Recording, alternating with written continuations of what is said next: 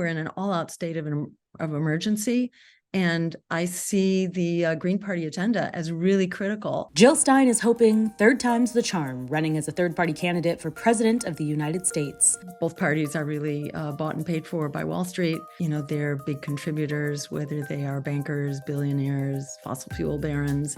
They're kind of, calling the shots here, and that's who they serve. They're just out of touch. It's kind of like they're dead.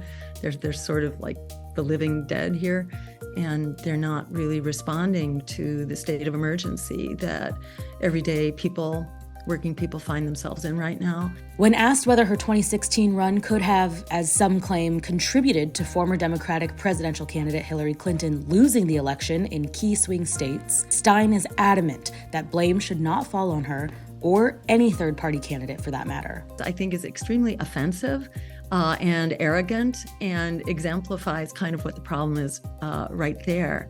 If you look at the biggest so-called spoiled election, the mother of all spoiled elections, look at the 2010 election when the Democrats lost 1,000 state rep seats. They lost 64 seats in the House, they lost 12 in the Senate, and they lost 13 governorships.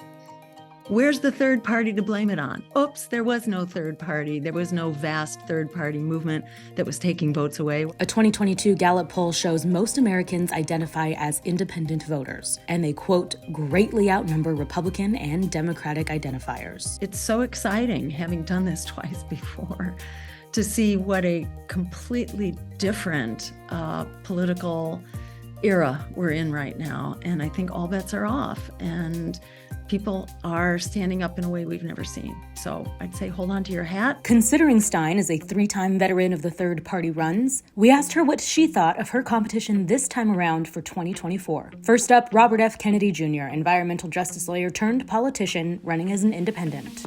The deal breaker has been his position on genocide in Gaza. I mean, for me, that's like just jaw-dropping, and it makes it hard for me to go any further. Next, former governor of Maryland, Larry Hogan, a potential no labels nominee.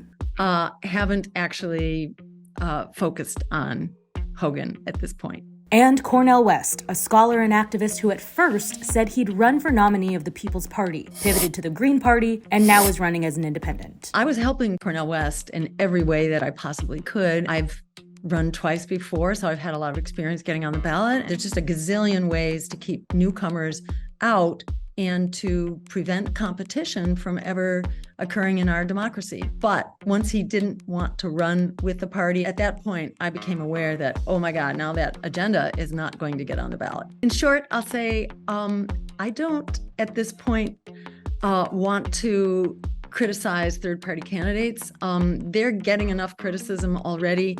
And truth to tell, I have been very focused on advancing our agenda. And I don't see the other third-party candidates as providing what we need right now.